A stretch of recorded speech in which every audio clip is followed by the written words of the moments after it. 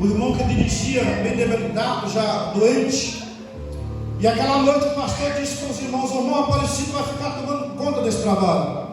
E eu já tinha entregado minha carteira para um homem, né, para mim trabalhar numa usina lá no Mato Grosso. E eu disse assim: meu Deus, mas amanhã eu vou para o Mato Grosso, como que eu vou assumir esse trabalho? Mas aí o Espírito Santo falou no meu coração. Quando as irmãs vinham testemunhar, né, o Espírito Santo falava comigo: tu vai acovardar e vai deixar essa obra. E aquele dia eu assumi aquele trabalho. Trabalho fixe, longe, 27 quilômetros de Centenário. E eu assumi aquele trabalho. Nós tínhamos uma Kombi na igreja. A Kombi não cabia gente, irmãos. Era um trabalho que botava, não tinha energia ali naquele lugar, né? Não tinha água encanada, era poço. E lotava aquela igreja, né? E os irmãos tinham vontade de ir para lá, um trabalho muito abençoado. E ali Deus abençoou muito, irmão. Chegamos naquela cidade, naquela fazenda. Havia ali uma macumbeira, e o macumbeiro disse: essa igreja vai ter que ir embora desse lugar. E nós começamos a fazer campanha de oração na colônia. Eu fazia campanha de oração, irmãos, na cabeceira da colônia. Terminava o culto, eu ia para a cabeceira da colônia, vinha para o meio da colônia, eu orava na porta da casa do administrador e orava na outra ponta. E nós andamos orando naquela fazenda por 7 dias. E durante aqueles 7 dias, irmãos, nós sentimos cheiro de enxofre, cheiro de chifre derretido. Acabamos a campanha. Na outra semana, o macumbeiro colocou a mudança sobre o caminhão e foi embora daquele lugar. E a igreja triunfou. O nome do Senhor foi glorificado. Muitas vidas aceitaram a Jesus naquele lugar, porque Deus, Ele é bom e Ele é maravilhoso.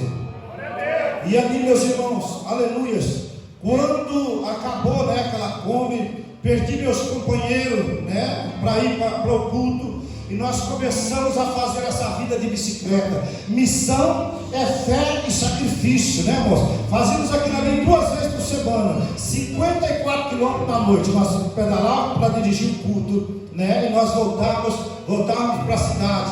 Chegava em casa 1h da manhã, 00h30, e ali Deus nos abençoou de uma forma gloriosa e maravilhosa. O que é missão, né, irmãos? Missão é fé e sacrifício. E uma das primeiras vezes, irmãos, que eu fui naquele lugar, aleluia, uma noite muito escura, né? Coisas que só entende isso que é espiritual. Uma noite muito escura. E quando eu saio ali naquela igrejinha, não tinha lua, e de repente surgiu uma lua, irmãos, um claridão, aleluia, e eu vim para Centenário num claridão tremendo, irmão. E quando eu chego na entrada de Centenário, perto do cemitério, aquela lua desaparece. Eu falei: Deus iluminando o caminho. Missões é isso. Jesus está na frente de missões. Deus está na frente, aleluia. Missões é sacrifício, é fé. Ide por todo mundo, pregai o evangelho a toda criatura. Aleluia. E ali nós vimos as mãos de Deus trabalhar naquele lugar, meus irmãos, de forma gloriosa. Glória a Deus. Irmãos, um certo dia eu estava ouvindo um missionário, e eu ouvi o testemunho do próprio missionário. Não sei se os irmãos já ouviram esse testemunho. E o que é missão? O missionário disse que estava na Amazônia, e ele morava na barranca do rio. E ele disse que um dia uma criança pequena dele toma uma cuia de veneno, pastor, e morre. E ele tinha um culto na aldeia, culto de Santa Ceia. E ele disse que ali a mulher desesperada, chorando, aleluias, e disse que de repente os irmãos da aldeia chegam com a canoa para buscar ele para ir para o culto. E ele só chegaria no outro dia cedo. E a mulher disse que olhou para ele e disse: você vai para o culto e vai deixar com essa criança morta. Missão é fé, sacrifício, né, pastor? E ele disse que olhou para aquela criança, para a esposa dele, chorando, e ele angustiado. Ele disse para ela: você fica aqui, eu vou dirigir o culto, aleluia. E Deus nos trouxe aqui, Deus nos responsabiliza por isso. Ela disse: você não pode ir deixar eu com essa criança morta.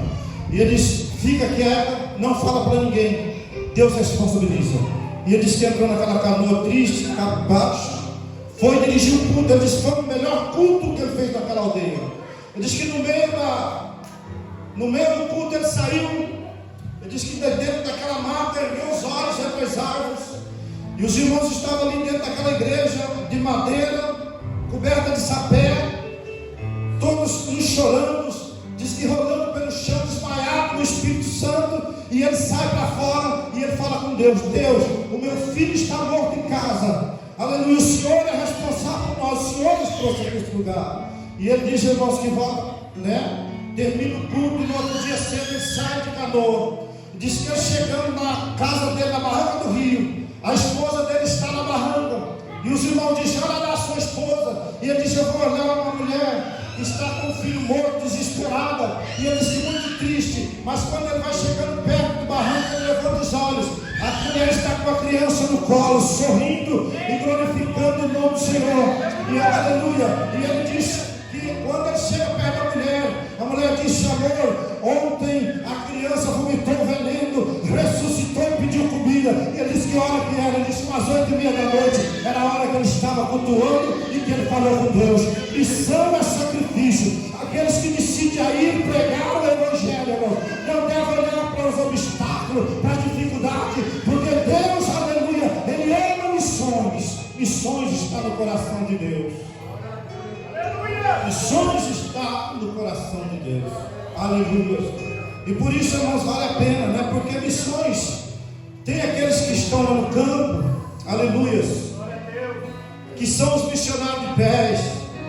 E tem vocês, né? Nós que estamos aqui, que podemos investir na obra de Deus.